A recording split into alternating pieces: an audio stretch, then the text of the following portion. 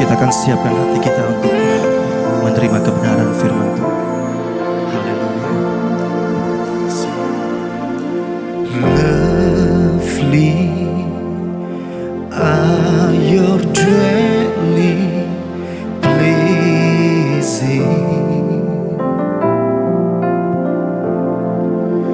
Thirsty I come after you.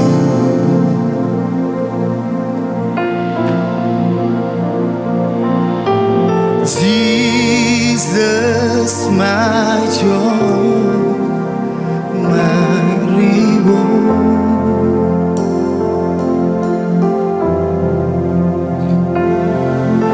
Your love restoring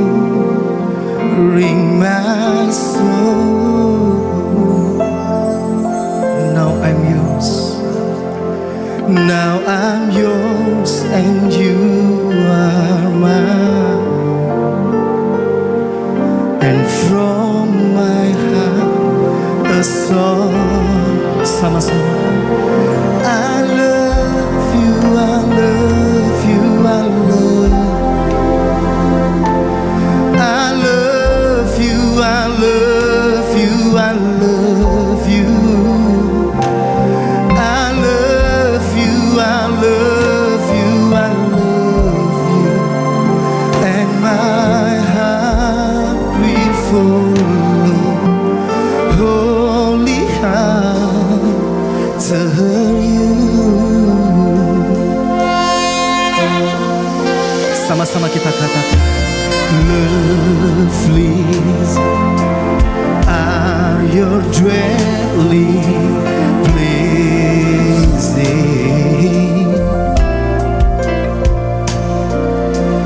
Thirsty I come after. So his name, Jesus, my joy. Jesus, my joy, my reward. Your love restoring my soul. Your love restoring my soul. Now I'm yours and you are mine. Now I'm yours and you are mine. And from my heart, mari bersama kita bangkit berdiri, katakan, I love you, I love you, I love you. Nyatakan perasaan cintamu kepada Tuhan. Yes Lord, I love you.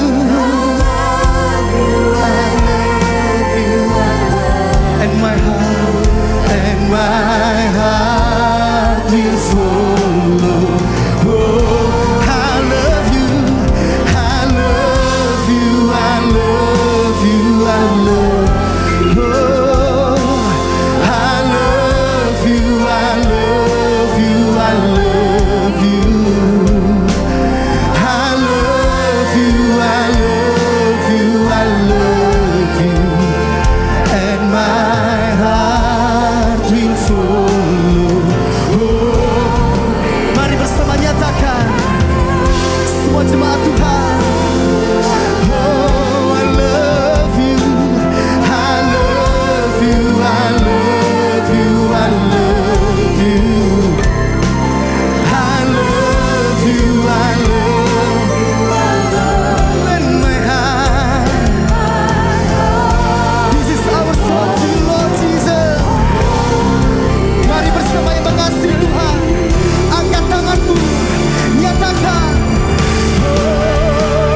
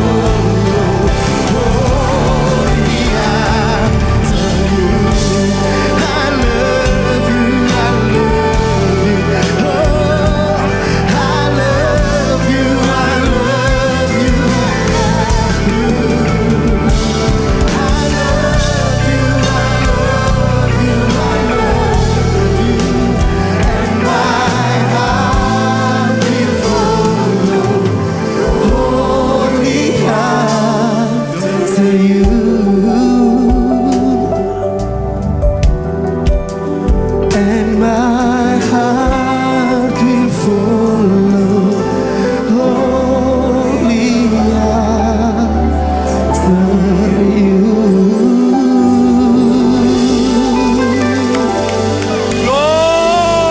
haleluya. Glory, syukur Engkau memberkati kami semua di tempat ini. Memberikan hati kami yang baru, roh yang baru, yang semangat dan berkobar-kobar. Sehingga hati ini menjadi milik Tuhan, disucikan oleh firman Allah. Sehingga Tuhan, hati kami dipenuhi oleh Roh-Mu yang suci. Sehingga kami dituntun di dalam hidup kami. Tidak takut lagi akan masa depan. Segala pergumulan, masalah, persoalan, tantangan, sakit, penyakit. Karena kami punya Allah yang maha kuasa, Allah yang baik. Kami tahu bahwa Engkau tidak pernah mempersulit kami. Engkau memberikan ruang Maha Kudus. Engkau memecahkan segala peraturan agamawi. Sehingga kami bukan lagi di gereja pelataran yang bermacam-macam teori, aturan.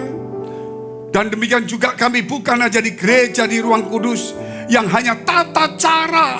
Tapi kami akan masuk ke dalam ruang Maha Kudus, di mana tirai Allah sudah disingkapkan. Sehingga kami boleh berjumpa dengan Tuhan. Buat hati kami suci dan murni, supaya kami tidak dibawa kuk perhambaan, baik oleh dosa agamawi dan kuk rohani yang mempersulit kami berjumpa dengan Tuhan, dengan bermacam-macam teori agama dan peraturannya. Tuhan, biar hari ini Engkau bebaskan kami, supaya kami melihat bahwa Tuhan itu baik senantiasa, maha baik, maha kuasa, maha kasih. Sehingga tidak ada satu yang kami menganggap Tuhan menyulitkan kami. Supaya ibadah kami dirubah, boleh menjadi satu ibadah kehidupan yang nyata bagi Allah. Tuhan menjadi seperti dupa yang harum di hadapan Allah. Supaya Engkau berkenan Tuhan, bukan karena gedung, jumlah, bukan karena suara, bukan karena indah, bukan karena megah, tetapi karena hati kami rindu kepada Tuhan. Terima kasih Bapa, kami beruntuk mereka dalam pergumulan sakit, penyakit, persoalan, pekerjaan, rumah tangga, kesehatan, iman rohani mereka, sampai keuangan karir studi mereka. Mereka yang sakit kanker, sakit yang lain, baik di Surabaya, di Jakarta, baik di Kanada maupun di Singapura, dan di tempat yang lain. Tuhan, kami serahkan mereka ke dalam tangan Engkau. Iblis mencoba, dunia mencoba, hati mereka penuh dengan ketakutan, kekecewaan yang membuat mereka menjadi sakit. Tapi Engkau pulihkan dengan kasih, damai, sejahtera. Di dalam nama Tuhan Yesus, kami sudah mengucap syukur dan berdoa. Haleluya. Amin. Tetap berdiri saudara. Kita akan baca tentang Mega Project Karakter Kristus hari Rabu. Ikutin saya. Mega Project Karakter Kristus hari Rabu. Mega Project Karakter Kristus hari Rabu. Murah hati. Murah hati. Disiplin. Disiplin. Penguasaan diri. Penguasaan diri. Kesalehan. Kesalehan. Murah hati. Murah hati. Disiplin. Disiplin. Penguasaan diri. Penguasaan diri. Kesalehan. Terima kasih.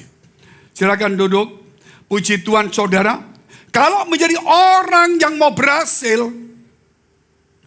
harus seperti Yusuf yang disertai Tuhan. Punya karakter yang teruji. Mengikuti visi Tuhan sungguh-sungguh. Walaupun dia tahu mengikuti itu visi bayar harga yang mahal. Harus masuk sumur, masuk penjara, difitnah. Tapi dia punya karakter yang Kristus yang baik. Yang mengikuti visi. Saudara lihat dan disertai Tuhan. Kalau kita melihat orang dunia, kalau punya karakter yang baik sekalipun juga diberkati, tapi tidak disertai Tuhan. Beda ya? Contohnya, orang dunia mau kerja keras, disiplin, sungguh-sungguh, tetap juga bisa diberkati. Tapi tidak disertai Tuhan. Itu karena karunia umum. Demikian juga orang jahat, mencuri, membunuh, saudara, merampok. Bukan bicara diberkati Tuhan, tapi dapat berkat dari cara yang salah. Sangat dibenci Tuhan. Bukan tidak diberkati atau tidak disertai Tuhan. Sangat dibenci Tuhan. Orang yang bisnisnya tidak karuan, maksudnya yang melupakan Tuhan, yang dunianya jahat, salah, itu dibenci Tuhan. Orang yang kerjanya rapi, jujur, baik. Saudara, itu orang diberkati Tuhan tapi tidak disertai. Orang yang takut Tuhan, orang yang mengikuti visi dan sungguh-sungguh, itu diberkati dan disertai Tuhan. Tapi juga masuk di dalam proses karena visi itu berat. Sehingga karakter kita harus terbentuk. Contoh, saya mungkin dipanggil sebagai seorang asisten manajer. Mungkin perusahaan kafe ya, yang kopi itu, jual kopi itu. Yang mahal, yang megah. Saya punya skill, penampilan, punya pengalaman. Ya, muka bagus, usia oke, semua oke. Dipilihlah saya, dilatih oke. Tetapi inner dalam saya itu juga menentukan. Kalau saya rendah hati, Tuhan akan mengasihi orang rendah hati, membenci orang yang sombong.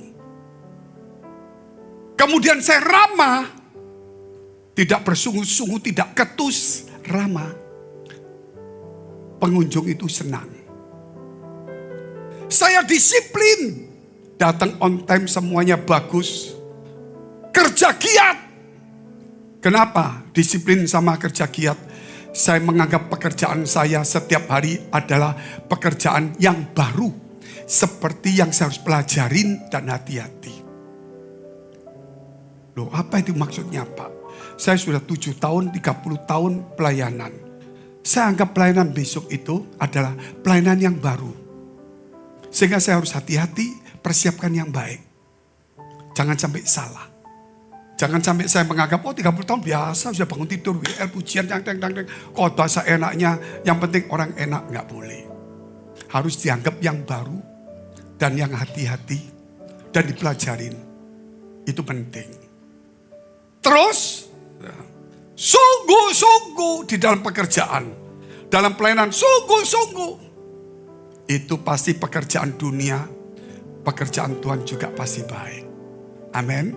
Jangan mengandalkan pengalaman. Oh, saya sudah punya pengalaman. Lihat, ini saya bisa berlayar. Tuhan tidur aja gak apa-apa. Ini kan pengalaman saya. Kena tofan kencang. Mereka berusaha dengan kekuatannya gak mampu. Baru berteriak, Guru, mengapa engkau biarkan kami binasa?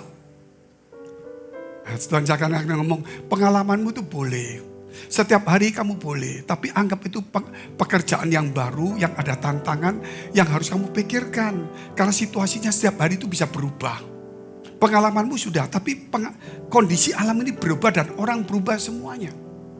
Harus kamu anggap baru, dan kamu ada orang bagus. Pak, nanti kalau ada apa-apa, Bapak bisa bantu saya. Mungkin ada kapten senior gitu, saudara. Contoh seperti itu. Mungkin ada yang lain ngomong seperti itu. Makanya kemudian dia bangunkan Yesus. Dan Yesus berkata, teduh. Teduh. Mereka bilang, siapa orang ini? Saya ingin saudara sebagai seorang yang hebat pelayanan maupun pekerja. Punya pengalaman yang bagus. Tapi ketika ada tofan satu hari. Mungkin kau sudah berhasil bangun rumah. Punya mobil 2, rumah 3. Pabrik 1, pelayanannya bagus. Tapi ingat suatu hari Tuhan akan datang. Kamu mengandalkan pengalamanmu. Bisa. Tapi ada sesuatu pengalaman baru yang akan menghancurkan kita. Yang hanya bisa diatasi. Bukan kemampuan, bukan pengalamanmu. Tetapi Tuhan. Sebab itu setiap hari dan pelayananmu dalam ke gereja. Dalam pekerjaanmu. Anggap itu yang baru. Dan yang harus kamu hati-hati dan sungguh-sungguh kepada Tuhan.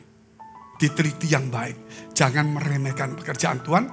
Jangan meremehkan juga pekerjaan dunia. Tuhan paling gak suka orang yang meremehkannya.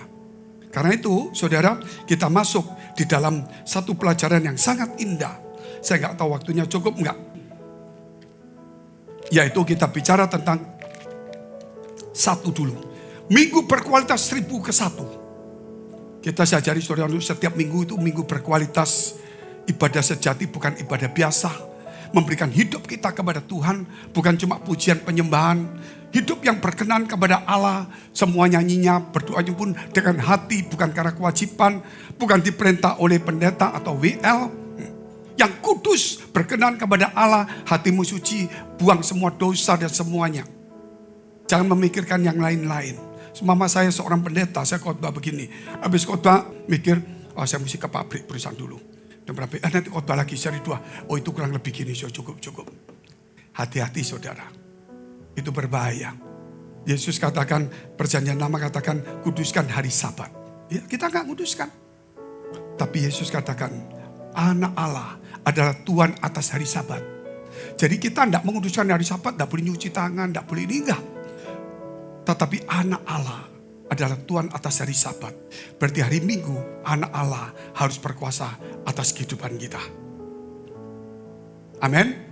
Itu perbedaannya. Kalau dulu kita mulai diperbudak, gak boleh makan ini, mulai Sabat, harus ke sini, harus menghadap sana, berdoa di Yerusalem, memuji Tuhan, gak boleh ini, gak makan ini, gak boleh pegang pintu. Tapi Tuhan katakan, kalau hari Minggu, Tuhan itu atas Tuhan atas hari Sabat. Kalau engkau lihat orang susah, orang perlu ditolong, engkau menolong. Kalau hari Sabat tuh gak bisa, kami gak boleh menyentuh. Tapi itu kalau lembumu sendiri bagaimana? Pasti kamu tarik keluar kan? Berarti kamu akan melanggar hukum Taurat demi keuntungan kamu. Tapi kalau Tuhan tidak hari ini. Minggu untuk Tuhan. Semuanya untuk kemuliaan Tuhan. Bawa jiwa, layani Tuhan. Hati harus suci, datang di gereja sungguh-sungguh. Bukan karena tugas, bukan karena kewajiban. Bukan karena kebiasaan. Karena rindu cari Tuhan. Orang legion gerasa. Setan itu ketika dia datangi Tuhan. Dia dari jauh lihat Tuhan, dia lari, dia nyembah Tuhan. Kalau saudara juga sama dari rumah lari-lari nyembah Tuhan, tujuannya apa dulu? Sama. Akhirnya si legion berkata, jangan siksa aku. Oh takut hukuman. Saya ke gereja kalau gitu gak ke gereja miskin, ke gereja gak ketemu orang kaya, ke gereja nanti gak enak. Gak bisa. Ke gereja karena mencintai Tuhan, mengasihi Tuhan. Amin. Akhirnya legion berkata, jangan suruh aku keluar dari tempat ini. Dan dia katakan, suruh aku masuk ke babi 3 kali. Pertama dia datang menyembah, minta jangan siksa, minta supaya jangan keluar dari itu, minta supaya masuk ke babi. Tuhan turutin semuanya. Setan yang musuhnya Tuhan yang merusak. Dia minta kepada Tuhan, Tuhan kasih. Mengapa anak Tuhan menganggap Tuhan jahat? Kalau nggak berdoa 70 kali. Nggak memberikan perpuluhan sebanyak sampai mati. Kalau nggak pujian sampai 3 jam. Nggak keringatan kalau nggak pasar roh kencang-kencangan. Nggak pakai nubuat-nubuatan kalau nggak perlu nubuatan. Semua nggak diberkati kalau nggak puasa nggak bisa. Saudara ingat Tuhan itu baik. Konsep harus dirubah. Orang datang pada Tuhan, guru tolong aku. Ditolong. Bartimius, guru kasihani aku. Lihatlah. Perwira itu datang, sembuhlah. Seorang perempuan janda, anaknya mati di kain. Tuhan datang, dinain. Jangan bersedih. Nak, bangunlah. Tuhan minta apa saudara? Saudara minta apa? Guru, suruh mereka pergi, kita gak punya uang untuk ngasih mereka makan. Kasih makan. Luar biasa enggak? Ada roti, dibagi semua. Dia tidak pernah menolak semuanya. Dia Allah yang baik. Tapi kenapa saya berdoa kok gak bisa Pak? Nah, berdoamu itu terlalu banyak minta. Seakan-akan Tuhan itu kalau tidak dirongrong. Dengan macam-macam cara teori agamawi. Ngadep sana 2 kali, mesti jam segini, mesti panjang-panjang, mesti rombongan, mesti tumpang tangan pendeta, mesti macam-macam. Itu yang membuat engkau mengikuti Tuhanmu, bukan Tuhanmu, tapi caramu yang itu adalah Tuhanmu. Engkau menjadi kuk, diberi kuk agama, kuk rohani. Tuhan membebaskan kita dari kuk rohani. Tapi kita mengikat lagi dari kuk. Dulu orang kena hukum Taurat. Tuhan katakan kemudian dibebaskan dari hukum Taurat. Orang makan gak boleh karena itu najis. Tuhan katakan bukan gak boleh. Makanan itu keluar. Tapi yang keluar dari mulut, keluar dari hati itu yang jahat. Jadi Tuhan tidak bicara tentang hukum, peraturan. Dia bicara kemurnian, kesucian hati dan kesungguh-sungguhan hidupmu. Oh kalau gitu aku ke gedung megah, tempat yang bagus, jemaat yang bagus, suasananya ke surga. Wah pujiannya, musiknya, semua pengkhotbahnya enak, suasananya rame. Itu bait Allah, Tuhan jarang di sana. Dia ada di kebun. Dia ada di atas kapal. Bagi dia bukan sesuatu yang megah. Tapi dia ingin firman-Nya itu masuk di dalam hatimu. Tapi kita mau datang di tempat yang megah, yang enak. Orang Farisi, ahli Taurat datang karena dia mau tahu jiwanya yang nyaman. Loh kok tempat rumput? Loh kok panas? Karena jiwanya yang menuntut sesuatu yang nyaman, yang megah. Tapi Tuhan berkata, rohlah yang memberi hidup, daging sama sekali tidak berguna. Perkataan yang aku katakan adalah roh dan hidup. Berarti saat itu roh dihidupkan, bukan daging, bukan jiwamu. Makanya saudara lihat itu. Bicara tentang roh dan jiwa. Yeskiel, gak usah dibuka, 36 ayat 26. Itu perjanjian lama. Aku akan memberikan, berarti belum. Roh yang baru dan hati yang baru yang taat. Kapan diberikan? Waktu Yesus datang ke dunia. Dia memberikan rohnya yang orang-orang yang hidup. Saudara, rohlah yang memberi hidup, daging sama sekali berguna. Terus kita mulai diajarkan supaya jangan kamu menyembah di gunung ini, di gunung itu. Jangan kamu berpuasa model ini. Jangan kau berdoa di tikungan-tikungan, di pinggir-pinggir jalan, di rumah-rumah ibadat. Kamu pikir doamu panjang-panjang dengan orang yang banyak, dengan tempat yang megah doamu didengar Tuhan. Tidak! Kalau kamu berdoa masuk dalam kamarmu, kuncilah pintumu. Apa yang tersembunyi akan didengar oleh Bapakmu. Tapi gereja membuat saudara doa hari Senin, Selasa, Rabu, Kamis 3 jam rally doa panjang, doa menara, doa barisan, doa puasa. Seakan-akan saudara sedang, wah ini gereja yang mantap ini. Tapi dia tidak pernah membebaskan kamu dari hukum agamawi, dari kuk agamawi. Sehingga kamu tidak punya waktu untuk berbaik dengan orang tuamu, melayani anakmu. Engkau tidak punya waktu untuk cari jiwa. Engkau sibuk dengan dirimu sendiri. Seakan-akan harus dekat Tuhan, kalau gak doa nanti masuk neraka. Makanya Tuhan rubah semuanya. Hari ini kita akan pelajari itu semuanya. Mungkin tidak sampai semua. Karena ini materi panjang sekali. Kita bicara secukupnya. Sebagian ayat saya hafalan saudara. Nanti lihat aja di YouTube-nya. Kita lihat dulu. Matius 6 ayat 16 dan 18. Matius 6 ayat 16 dan 18.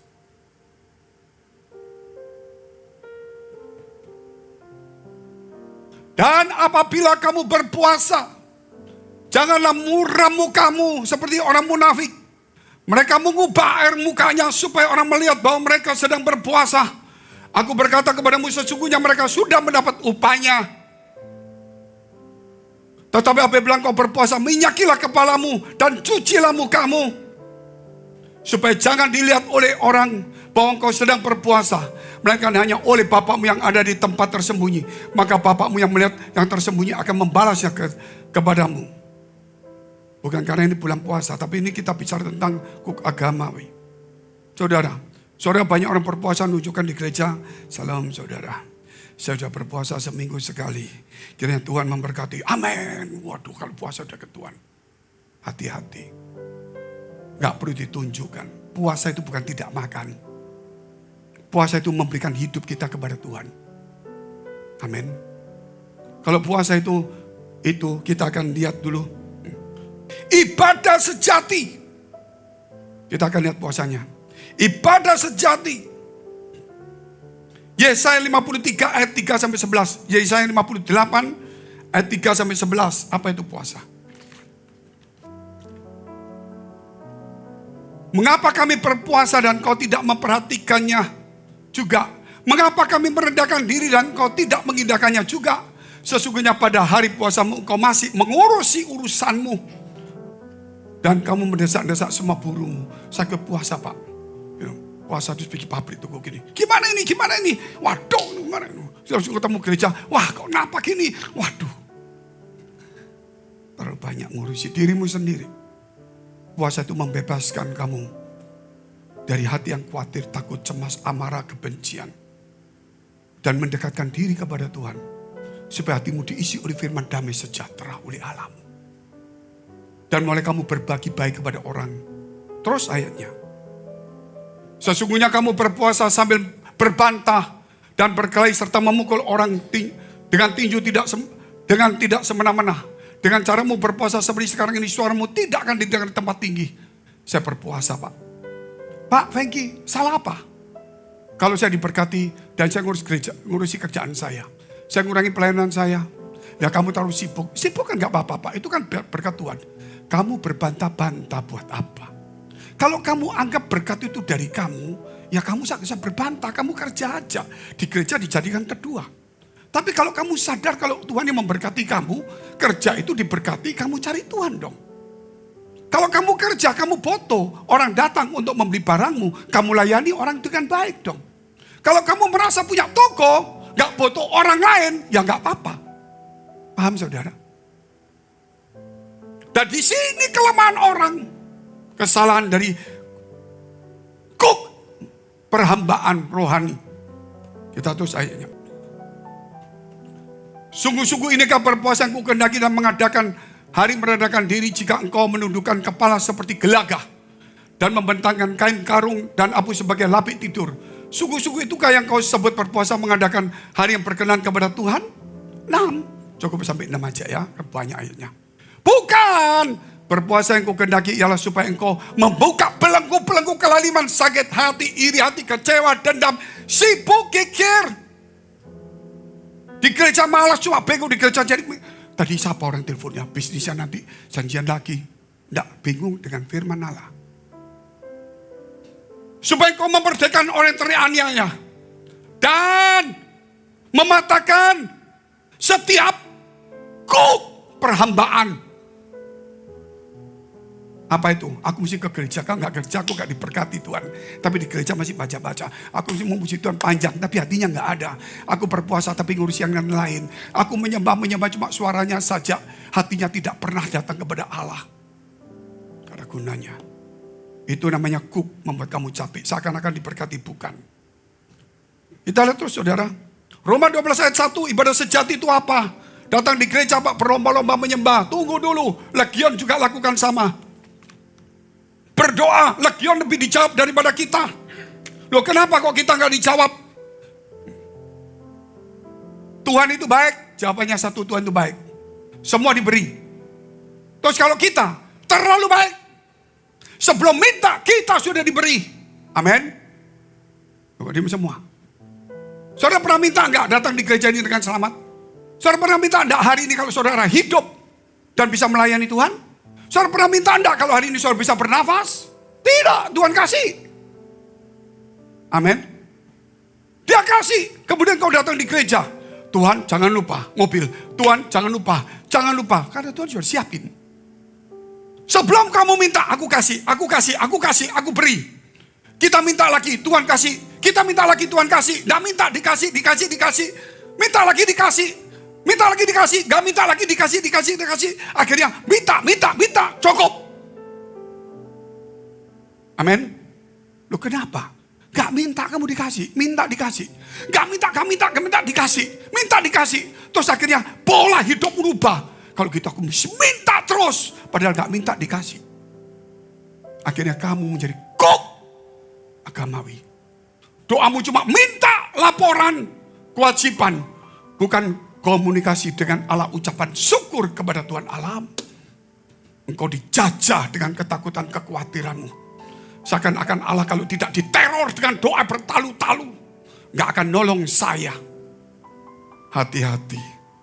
Itu sudah menganggap Allah itu jahat. Loh terus bagaimana Pak Pendeta? Kita lihat dulu.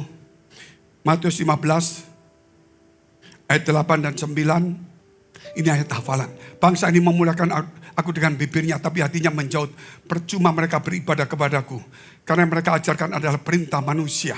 Cukup. Kita lihat dulu. Jadi memuji Tuhan bagus. Tapi kalau hatimu gak ada, gak beres. Kalau gak ngampuni, gak percuma. Kalau gak sungguh-sungguh, gak suci, itu hanya cuman, itu kuk, capek. Makanya WL sampai capek sampai 1 jam. Kenapa ada ibadah sampai pujiannya 2 jam? Supaya engkau dari 1,5 jam capek, terus akhirnya marah, jengkel. Akhirnya niru, akhirnya capek, akhirnya niru. Akhirnya sudahlah menyerah. Padahal cukup 30 menit. Kalau engkau membuka hati, waktunya Tuhan. Aku akan masuk ke ruang Maha Kudus. Dengan mengucap syukur dulu. Karena belum menyembah Tuhan, belum bersujud, belum mendengar suara Tuhan. Aku tak memuji, mengucap syukur. Kemarin aku sudah dituntun Tuhan. Hari ini aku punya masalah banyak. Kemarin utang banyak, persoalan banyak, sakit penyakit. Tapi puji Tuhan, istriku, anakku masih hidup walaupun sakit. Tokoku walaupun banyak utang masih bisa buka toko. Berarti masih ada harapan. Amin. Bukan minta yang lain. Itu penting. Rubah. Kalau enggak gitu, kita anggap Tuhan itu jahat. Padahal Tuhan itu baik. Kenyataan kamu anggap Tuhan itu sulit dan jahat. Ingat itu membuat dirimu seakan-akan Tuhan itu jauh. Itu bahaya. Terus ayat 17 sampai dengan 20. Apa itu? Gampang. Yaitu dari makanan itu. Ya. Tidak tahu kamu bahwa segala sesuatu yang masuk ke dalam mulut, turun ke dalam perut, lalu dibuang di jambang. Tetapi apa yang keluar dari mulut berasal dari hati. Itulah yang menajiskan orang. Karena dari hati timbul segala pikiran jahat, pembunuhan, perzinahan, percabulan, pencurian, sumpah palsu, dan hujat. Jadi bukan soal makan larangan-larangan. Bukan soal puji-pujian saja, itu ada. Makanan boleh, asal jangan kolesterol itu larangan. Tapi hati itu harus murni. Dokter melarang kita boleh, gereja mengajak pujian boleh, tapi itu bukan utama, hati yang utama. Amin. Makanya kalau ada WL nyanyi, saya nyanyi semangat saudara. Saya semangat begitu saya suasana serak. Mama dia bilang itu, Allah kita heran dan besar. Wah, mungkin WL-nya, Allah kita heran dan besar. Hehehe, mama gitu. Saya tetap gak ngikuti dia. Waduh jengkel kok gini, enggak. Allah kita heran dan besar. Ya. Padahal saya mau khotbah suara serak. Ya. Suaranya pelan. Tapi begitu WL bilang, musik pelan. Kita diam. Well, singer apa tuh? Cepat menyanyi. Wah, keluar suara aku. Di sebelah kiri, masuk sebelah kiri itu. Bisu Pak Fenggi. Biar serak-serak. Allah kita heran dan besar. Ya Allah yang heran lah. Amin. Padahal itu maksa. Kenapa kok begitu Pak Fenggi? Waktu banyak orang nyanyi, saya memberikan inspirasi gerakan yang bagus. Tapi ketika orang gak menyanyi, saya mengeluarkan suara walaupun capek. Untuk supaya kiri kanan itu, supaya terpengaruh. Karena kita menjadi inspirasi bagi banyak orang. Jangan saudara Allah kita heran besar. Allah yang tepuk tangan sama nyanyinya udah fals gak karuan. Gak cocok. Terus orang bilang, ini gereja. Saya 30 tahun di gereja. Lagu ini sudah hafal.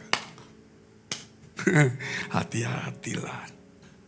Berubahlah hatimu. Memuji bukan karena hafal. Memuji karena mengasihi Tuhan.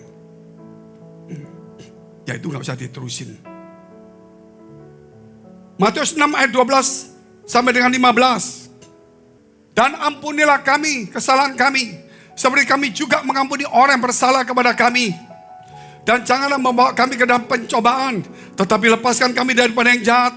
Karena Engkau yang punya kerajaan dan kuasa dan kemuliaan sampai selama-lamanya.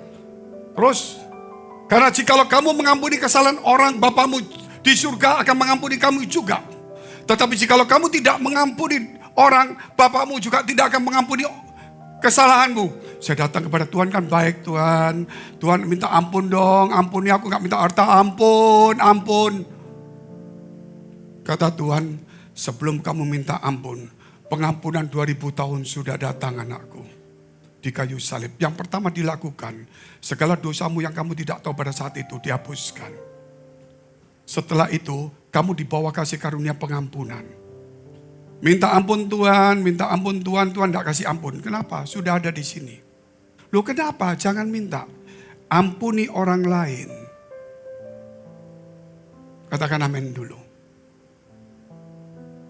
Bisa tangkap enggak? Jangan terlalu kuk agamawi. Minta ampun 3000 kali. Ampuni orang lain. Karena pengampunan sudah ada, kemurahan sudah ada, berkat sudah ada. Tuhan aku minta berkat Tuhan. Gereja lain ngasih per bulan kaya, aku di sini dikit-dikit. Dikit berdosa. Banyak supaya apa? Supaya kaya. Dosa. Memberi itu adalah mengasihi Allah. Amin. Bukan tugas, bukan kewajiban. Loh kenapa supaya diberkati? Berkat sudah turun. Sejak 2000 tahun yang lalu. Kita gak minta udah diberkati surgawi semua. Kalau kamu memberi, aku minta Tuhan berkat. Kok gak dikasih ya? Murah hatilah. Dia akan muncul. Murah hati dia akan muncul. Berbahagialah yang murah hatinya, karena akan mendapat kemurahan. Kalau gitu aku minta, kok gak dikasih? Berilah kamu karena akan diberi. Betul gak saudara? Berarti saudara memberi bukan supaya kaya. Minta tidak bagus. Kamu memberi karena kamu sudah dapat. Amin. Itu konsep prinsip yang benar. Sehingga di gereja tidak ada lain-lain. Aku hari ini datang di gereja. Walaupun aku batuk, aku memberikan yang terbaik hidupku untuk Allah. Orang janda itu miskin sedikit pun gak masalah. Dia memberikan hatinya kepada Tuhan. Bukan ingin kaya. Bukan karena kewajiban agama. Jangan sampai kena kuk agama. Banyak orang, di gerejaku rame ada berkat. Kita ada visi, gak usah pusing. Yusuf punya visi dalam susah, kita punya visi pasti jadi. Kalau kita bilang, oh ada visi, ayo kita naik ke gunung lompat-lompat nyanyinya. Saudara, itu hanya ekspresi sukacita, semangat kita. Tidak menunjukkan belum tentu hati kita Bapak Ibu.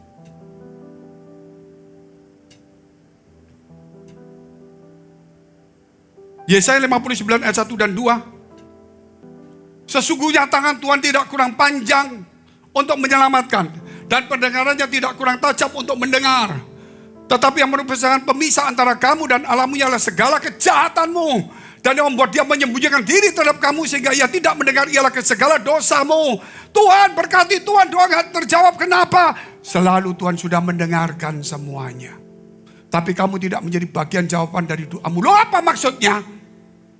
Saya minta ampun. Kok gak diampuni? Kamu punya bagian dari jawaban doamu. Karena saya sudah kasih. Minta ampun. Kamu harus menjadi bagian dari jawaban doamu. Kamu ngampuni orang baru turun. Paham gak saudara? Saya berdoa kok gak dijawab. Buang segala kejahatannya. Karena kamu menjadi bagian dari jawaban doa. Bukan penentu jawaban. Doa sudah terjawab tapi kamu bagian untuk membuka klepnya itu. Meninggalkan dosa. Harus dibuang semuanya. Makanya saya ketemu banyak orang ngomong begini. Pak kita sebenarnya pendeta itu hamba-hamba Tuhan banyak. Saya sering ikut dulu. Saya sudah tulis buku saya. Banyak sekali, banyak. Saya gak usah ngomong. Kita doa, kita panjang. Pak Saro di jam segini. Panjang, menara doa. Semuanya dia lakukan. Saya selalu berkata, waktu saya oke. Pak Fenggi oposisi, saya tidak oposisi. Saya mau tanya sama kalian. Kalau kamu doa bertalu-talu gak salah. Kamu berdoa dengan barisan gak salah. Suara keras orang banyak gak salah. Doa di tikungan apa? Walaupun Alkitab ngomong begitu gak salah, oke lah. Doa kepada nama Yesus oke. Saya mau tanya. Kalau saya memberikan satu pandangan. Kalau kamu berdoa gak punya iman, bisa gak? Diem. Jadi bukan panjangnya doa. Imanmu ada di mana? Karena kamu gak percaya, kamu panggil ribuan orang. Padahal Tuhan berkata, Elia seorang biasa. Satu orang. Karena dia berdoa sungguh-sungguh dan benar. Allah mendengarkan. Kenapa kita pendeta membawa puluhan ribu orang kumpul di lapangan bikin capek. Supaya Tuhan dengar. Apakah Tuhan bisa dirongrong dengan banyak orang? Pendetanya harus bertobat. Katakan amin dulu saudara. Setelah pendetanya bertobat, ngajar jemaat untuk bertobat. Jangan membuat kita menjadi kuk semuanya. Kan mars Pak. Mars doa Pak. Kalau mars doa. Nanti agama lain lihat gila, banyak sekali. Benci, gak perlu masuk kamarmu, kunci pintumu. Hubungan pribadi dengan Allahmu. Loh tapi aneh Pak Feng gini, kok gak ngeklop? Saya mau tanya sama kamu. Kalau saya ngajar doa, kalau kamu berdoa, percaya dan sudah menerimanya, maka kamu akan menerima. Benar gak? Benar. Kenapa kamu gak yakin sudah menerimanya? Sehingga kamu bimbang menjadi ragu-ragu. Sehingga kamu mulai berhari-hari dengan hal yang sama. Wah, tapi apa? Yakobus 5 mengatakan, doa orang benar bila dengan yakin didoakan besar kuasanya. Mau jadi benar lah. Benar. Wah, bingung. Lu bingung kenapa? Yohanes 15 juga mengatakan, gitu. Jikalau kamu di dalam aku dan firmanku tinggal di dalam kamu, mintalah apa saja, maka aku akan memberi. Jadi kuncinya, kamu harus datang kepada Tuhan. Dan firman-Nya harus tinggal di dalam kamu. Amin. Saya kasih contoh. Pada hari ini khotbah akan datang. Ini manusia, ini Tuhan, minta doanya. Perhatikan ini. Tuhan berkati aku kumpul banyak-banyak. Maaf, nanti tolong dibersihkan ini ya. tolong aku ini. Kumpulan banyak ribuan orang sudah 30 tahun berdoa panjang terus. Cuma tak bikin susah, Tuhan kasih.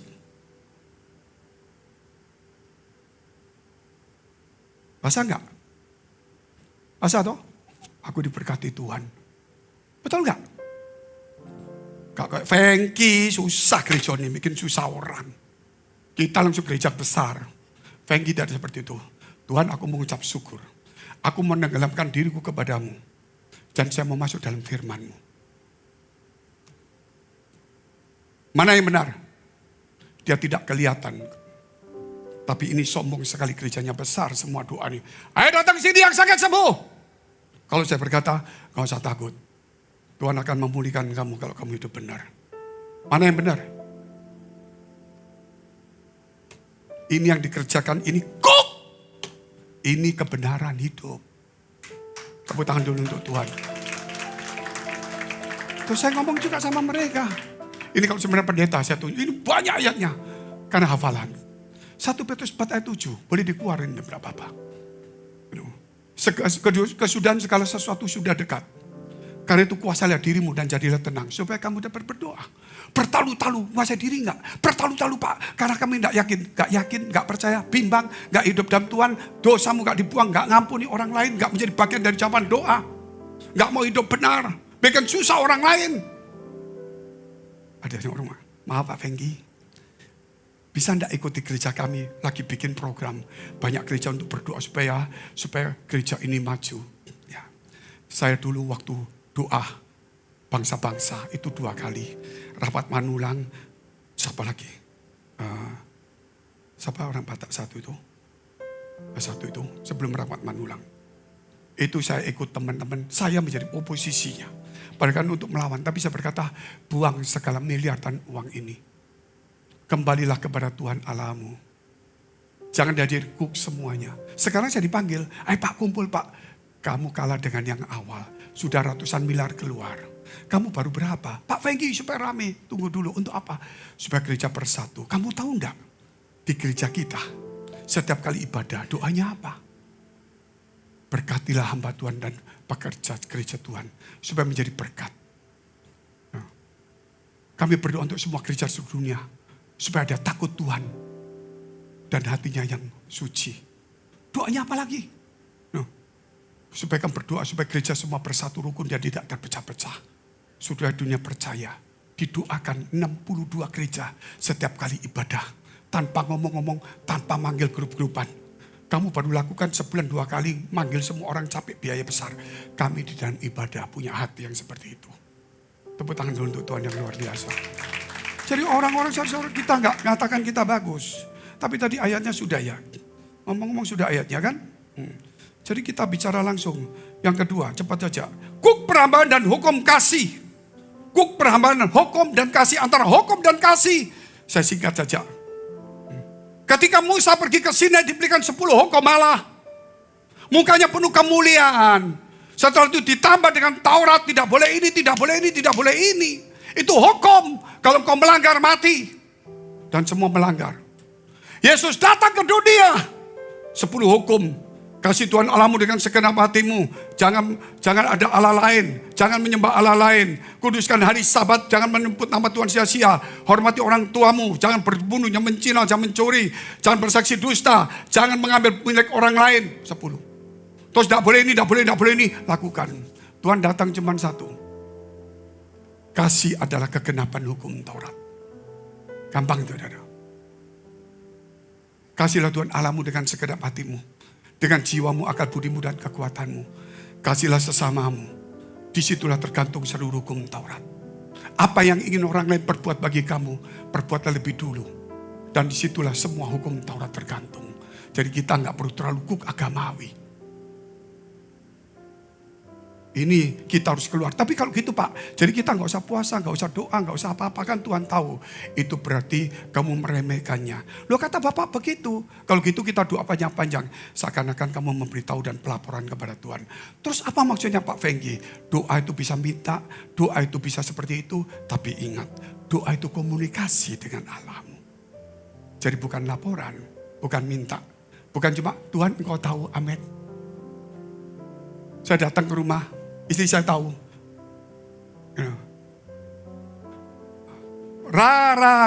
Oh Pak Feng minta rawon gitu loh. Titi, berarti Titi udah disiapin. Dia tahu. Singkat. Komunikasi sama istri ada enggak?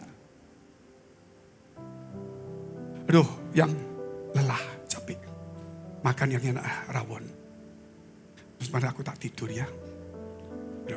Bukan bilang, aku lelah, siapkan makanan yang enak.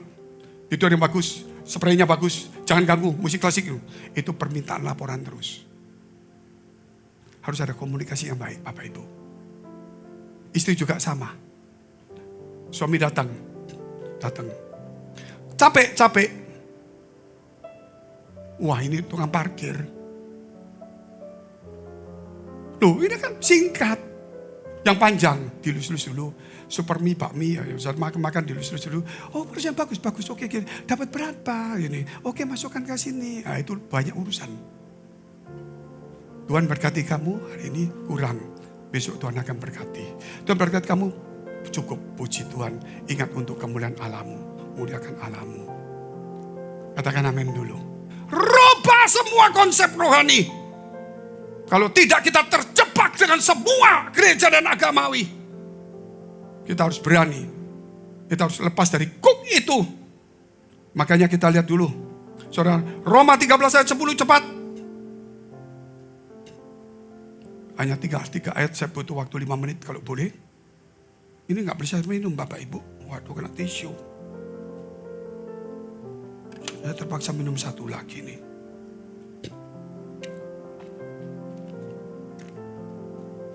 Oh, sudah ada Wendy. Gak apa-apa, tambah ya 5 menit ya.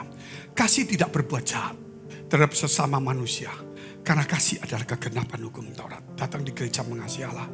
Berkualitas. Kalau ditugaskan, tugas yang baik. Jangan lalai. Ya karena aku takut sama Pak Fengi tidak ada. Lakukan karena untuk Tuhanmu.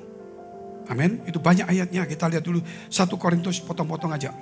14 ayat 13. Apa ini Pak? Nah ini kita lihat nanti. Kalau gitu Pak, hari ini saya akan menyembah dalam bahasa roh. Maaf Pak. Gereja kalau nggak bahasa roh nggak tren. Di gereja ini setiap hari 1 jam bahasa roh. Dia ruapan biasa. Orang senang. Tunggu dulu Bapak Ibu. Itu ada. Nubuatan ada semua. Tapi orang dikatakan. Walaupun bisa berbahasa semua bahasa malaikat manusia. Tidak punya kasih gak ada gunanya. Kalau punya bernubuat mengusir setan. Melakukan mujizat. Nyalah pembuat kejahatan. Karena itu karunia. Karena itu siapa yang berkata-kata dengan bahasa roh. Ia harus berdoa. Kata harus digaris. Supaya kepadanya diberikan juga karunia untuk menafsirkan. Bukan harusnya hilang. Harus. Kenapa? Kita lihat terus. Ayat 19-20. Saya nggak anti. Saya bisa bahasa roh. Saya bisa menafsirkannya. Kalau saya dari gereja lain. Saya ngomong begini berarti nyerang. Tapi saya bukan nyerang. Saya memperbaiki gereja doktrin saya sendiri. Pantekosta karismatik. Dengar semua orang ini. Jangan berkata, bahasa roh. Yang sana gak perlulah. Yang perlu itu firman Allah. Kita lihat terus. Tetapi dalam pertemuan jemaat aku lebih suka mengucapkan 5 kata yang dapat dimengerti untuk mengajar orang lain. Bertobat, cari kerajaan surga dengan kebenaran. Semua akan ditambahkan kepadamu. 5. Untuk dimengerti, untuk mengajar orang lain juga. Daripada beribu-ribu kata dengan bahasa roh. 20. Saya bukan anti ya. Tapi saya berani kalau bisa ada pendeta yang mendengar ini. Ketemu sama saya pribadi kita ngomong. Gak usah kita polemik. Ayatnya sama. Saudara-saudara janganlah sama seperti anak-anak dalam pemikiranmu. Jadilah anak-anak dalam kejahatan. Tetapi orang dewasa dalam pemikiranmu. Dia bahasa roh di depan saya bisa. Saya tahu dia dari mana bahasa rohnya. Ikut-ikutan belajar, saya tahu. Kenapa? Saya dulu di dalam masih muda. Terlalu banyak terlibat ilmu-ilmu. Mau bela diri, mau apa saja. Saya ikut yoga, ikut hipnotis, ikut semuanya. Ternyata waktu dulu muda, di yoga hipnotis itu juga ada pelajaran bahasa roh. Jadi ketika kita berenung diam, terus kita ngomong sama setan. Setan, intinya jangan ganggu aku. Aku di sini tidak ganggu kamu. Aku mau tenang. Kita tidak boleh pakai bahasa Indonesia. Kita merenung, ngomong sendiri. Dan sekarang kita sama. Itu boleh ada dari Allah. Tapi kalau dipaksakan diajar, itu ikut-ikutan, itu berbahaya. Menjadi satu tren. Seakan-akan dia hebat. Itu mencuri kemuliaan Allah. Orang yang bisa bahasa roh belum tentu hebat. Orang yang tidak bisa roh belum tentu jelek. Loh, bahasa roh Pak. Bahasa roh itu 9 salah satu dari karunia-Nya. Yang 8 itu semua karunia untuk membangun jemaat. Yang 1 ini karunia untuk membangun diri sendiri. Loh, kalau membangun diri sendiri kan bagus Pak, supaya membangun orang lain. Betul. Tapi kalau kamu membangun diri sendiri, kamu tahu artinya. Kalau tidak menafsirkannya, tidak membangun jemaat. Kamu menjadi egois. Kamu mengaku diri benar.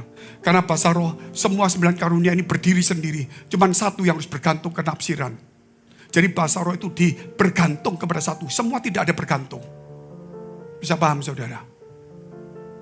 Yang 1 ini harus bergantung kepada jemaat. Tidak boleh tidak. Kalau gitu, Pak, Bapak karena ada bahasa roh, saya bisa bahasa roh. Saya suruh panggil anak WL, banyak kok. Saya bilang, bahasa roh dikurangi aja. Karena kita tidak ada nafsirkan. Boleh keluar sebentar-bentar. Jangan jadi tren. Nanti kita nggak enak. Nyuri domba-domba. Seakan-akan orang nggak bisa bahasa roh, jadi bahasa roh. Kita salah. Normal aja. Loh kenapa? Kalau kamu bahasa roh, lupa bahasa kasih Bapak Ibu. Ketemu istri. Mentah apa enggak ini? Padahal maksudnya, wah itu maksudnya diberkati kamu. Mendingan kamu diberkati kamu. Ya itu saudara. Supaya jangan salah.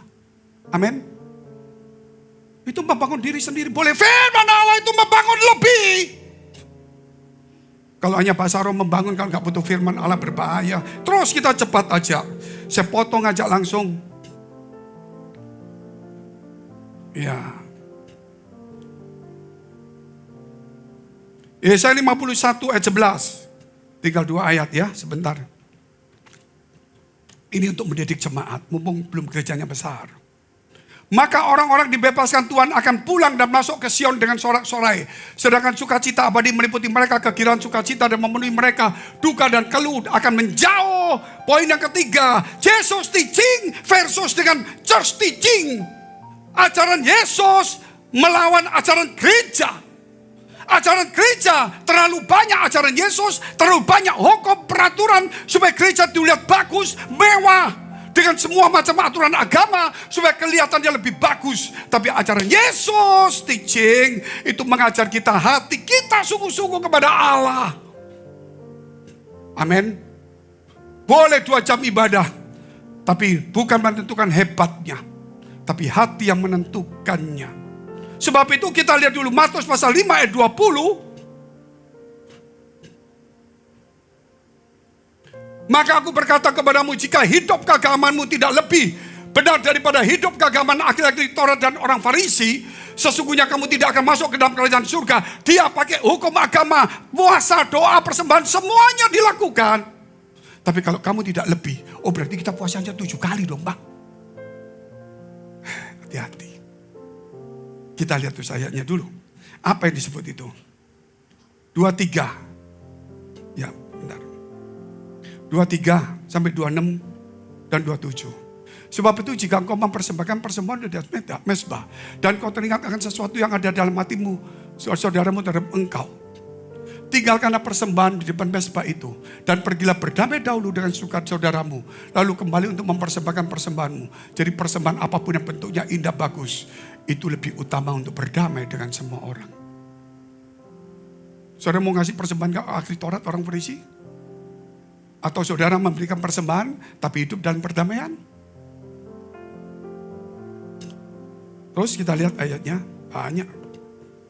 Segera berdamai dengan lawanmu selama engkau bersama-sama dengan dia di tengah jalan. Supaya lawanmu itu jangan menyerahkan engkau kepada hakim dan hakim menyerahkan kepadamu dan sebagainya. 26. Aku berkata kepadamu sesungguhnya engkau tidak akan keluar dari sana sebelum engkau membayar hutangmu sampai lunas. 27. Kamu telah mendengar firman, jangan berzina. Hukum Taurat kalau berzina dosa. Tapi kita semua sudah berdosa. Sudah berdosa termasuk saya. Melihat perempuan dan mengingininya. Sudah berzina dalam hati. Pak, apa bedanya hukum Taurat dengan itu Pak? Jelas beda. Kalau hukum Taurat kamu melakukannya, kamu berdosa, sayang. Tapi kalau kamu sudah memikirkan rencana buruk dalam hatimu, kamu sudah berdosa. Pak Fenggi tak biarin aja, sampai kuat kapan? Kuat baru tahu rasa. Pak Fenggi model gak karuan. Hati-hati. Hati-hati dari sini, saudara. Kenapa? Apa yang kamu rencanakan dalam hatimu, itu sudah berdosa di hadapan Allah. Jadi, apakah saya bisa lebih dari hukum Taurat? Bisa. Karena orang Taurat hatinya jahat selama 1 tahun, 2 tahun. Tahun ketiga dia bunuh orang. Tapi engkau, hari pertama sampai 3 hari, kamu benci. Setiap hari kamu lawan semua. Firman Allah berkata, siapa membenci sudah membunuh orang itu. Jadi kalau kita ikuti hukum Allah, jauh. Jesus teaching sama just teaching beda. Just teaching kasih per bulan supaya kaya. Kalau Jesus teaching memberi per bulan, bukan kaya. Karena kamu mengucap syukur hari ini kamu bisa memberi. Amin. Mau memberi sedikit besar itu urusan sama Tuhan. Mau kikir, mau royal, mau dilihat orang itu urusan sama Tuhan. Bukan supaya kaya, itu hilangkan dulu. Tapi gereja kurang duit, Pak. Kita mesti ngomong persembahan nanti kita anu. Kamu percaya jemaat yang ngasih atau Tuhan yang suruh? Kalau seorang pendeta seperti ini, terus ngomong, karena kita keluar. Saudara, kita berperpuluhan supaya Tuhan. Kamu percaya Tuhan atau minta ke jemaat? Kalau imanmu percaya Tuhan, kamu gak usah minta-minta. Kalau memang jemaatmu kikir, khotbah yang bagus. Tapi gak usah dipaksa. Karena hidup kita di tangan Allah. Kok diam semua ini? Amin. Kalau gitu besok gak kasih perpuluhan, gak masalah. Yang penting saudara akan dihukum Tuhan juga. Hati-hati. Yang terakhir, Roma 1 ayat 16, kita bangkit berdiri. Ibadah kedua, saya akan bicara penyembahan. Ini masih doa sedikit ini. Sebab aku mempunyai keyakinan yang kokoh dalam Injil. Injil itu Matius, Markus, Lukas, Yohanes. Itulah Jesus teaching. Karena Injil adalah kekuatan Allah yang menyelamatkan setiap orang yang percaya. Pertama-tama orang Yahudi, tetapi juga orang Yunani. Kita tunduk kepala kita berdoa. Suatu hari saya melihat kitab kehidupan turun. Saya melihat di situ. Kitab itu terbuka. Terbagi 4 kolom. Yang sebelah kiri itu kosong. Yang di bawahnya ada 2 kalimat.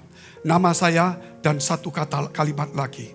Pak Fenggi kok ada, saya nggak ada. Semua orang yang percaya Tuhan namanya tertulis saudara dan saya ada. Tapi ada 1 kalimat di bawahnya. Terus yang sebelah kanan atas 7 kalimat. Yang 1 di bawah sebelah kanan itu 1 kalimat. Yang saya sudah bicarakan adalah kalimat kedua dari yang ujung kanan yang itu pertama.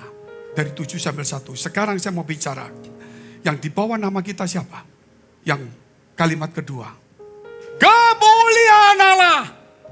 Namanya Amin Santoso. Ada tercatat kitab kehidupan. Tapi di bawah kemuliaan Allah. Namamu tercatat karena ada kemuliaan Allah. Tapi ketika kemuliaan Allah meninggalkan kamu, namamu akan dihapus. Maaf Pak, sekali selamat tetap selamat. Baca Keluaran 32 ayat 32 dan 33. Kata Musa, Tuhan ampuni bangsa Israel. Kalau kau tidak mengampuni, coret namaku dari kitab kehidupan. Allah berkata, siapa yang berdosa kepadaku, namanya yang kucoret. Bukan hanya itu saudara.